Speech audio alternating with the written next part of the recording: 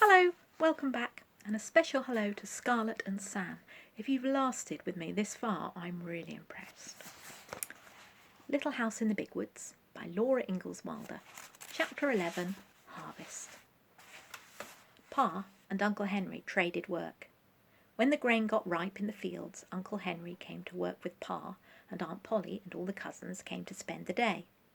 Then Pa went to help Uncle Henry cut his grain, and Ma took Laura and Mary and Carrie to spend the day with Aunt Polly. Ma and Aunt Polly worked in the house, and all the cousins played together in the yard till dinner time.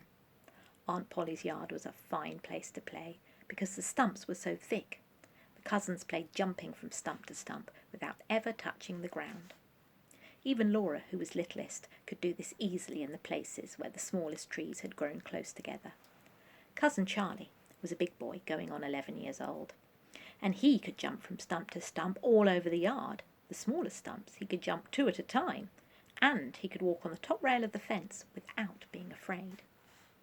Pa and Uncle Henry were out in the field, cutting the oats with cradles. A cradle was a sharp steel blade fastened to a framework of wooden slats that caught and held the stalks of grain when the blade cut them. Pa and Uncle Henry carried the cradles by their long curved handles and swung the blades into the standing oats. When they'd cut enough to make a pile, they slid the cut stalks off the slats into neat heaps on the ground. It was hard work walking around and around the field in the hot sun, and with both hands swinging the heavy cradles into the grain and cutting it, then sliding it into the piles. After the grain was cut, they must go over the field again. This time they would stoop over each pile and, taking up a handful of the stalks in each hand, they would knot them together to make a longer strand.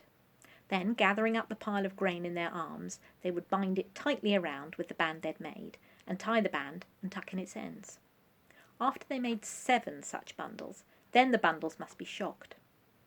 To make a shock, they stood 5 bundles upright, snugly together with the oat heads up. There's a picture here. You can see what I mean.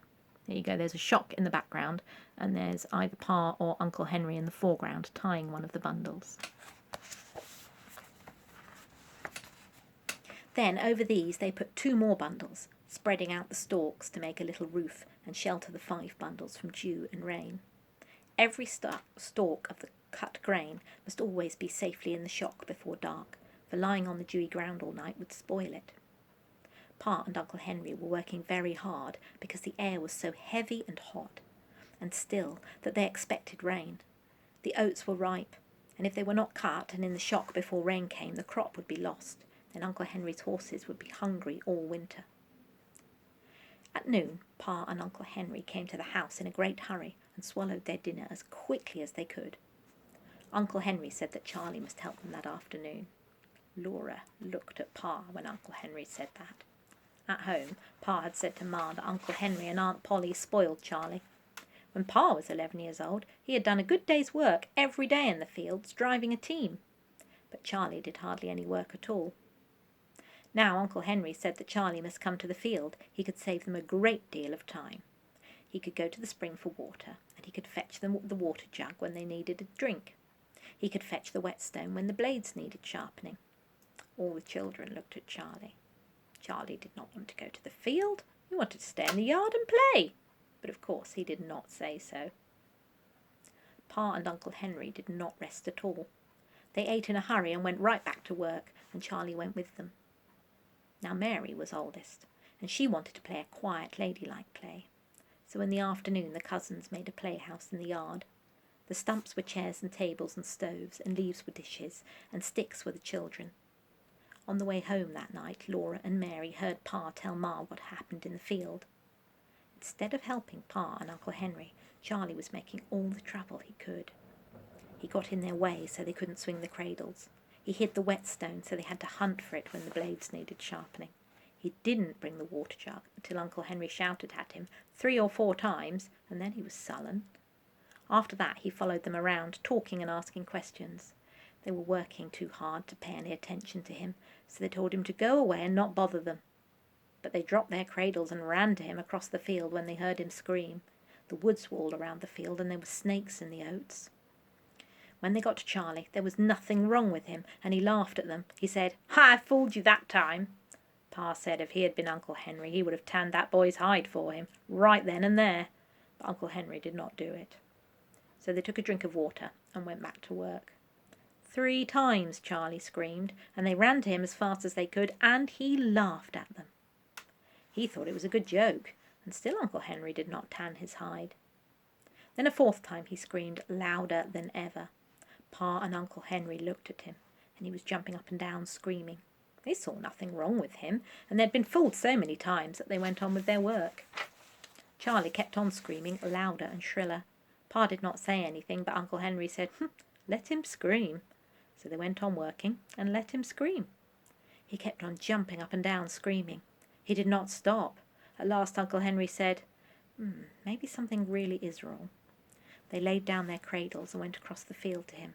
And all that time Charlie had been jumping up and down on a yellow jacket's nest. The yellow jackets lived in a nest in the ground, and Charlie had stepped on it by mistake.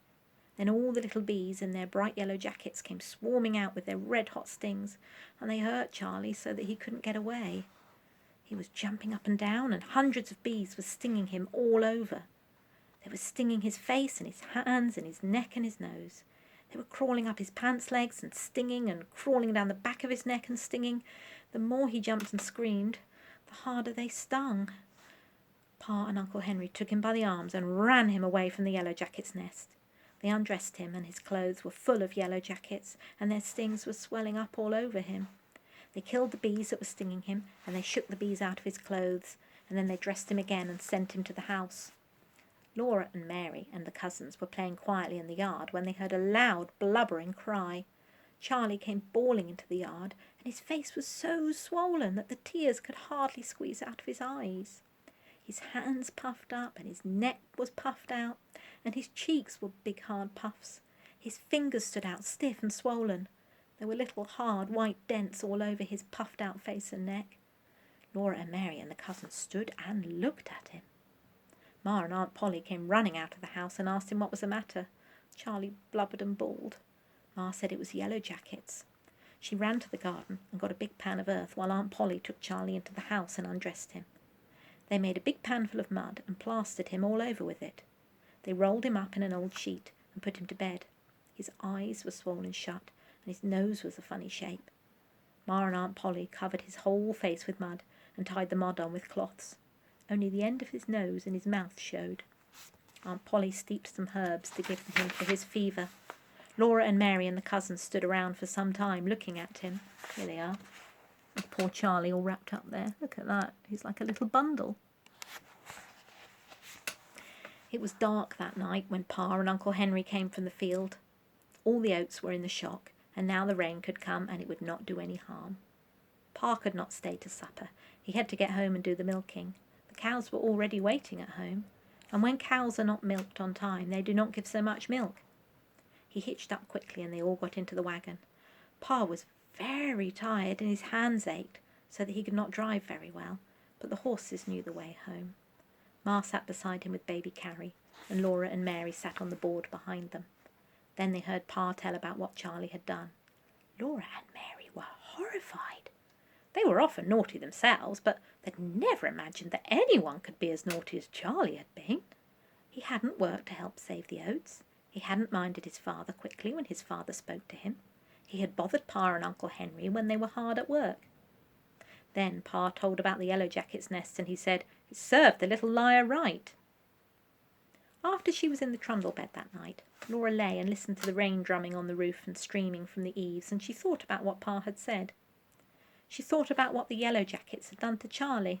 She thought it served Charlie right too.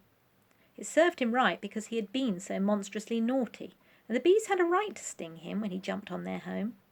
But she didn't understand why Pa had called him a little liar. She didn't understand how Charlie could be a liar when he hadn't said a word. Do you know why Pa called Charlie a little liar? Doesn't say.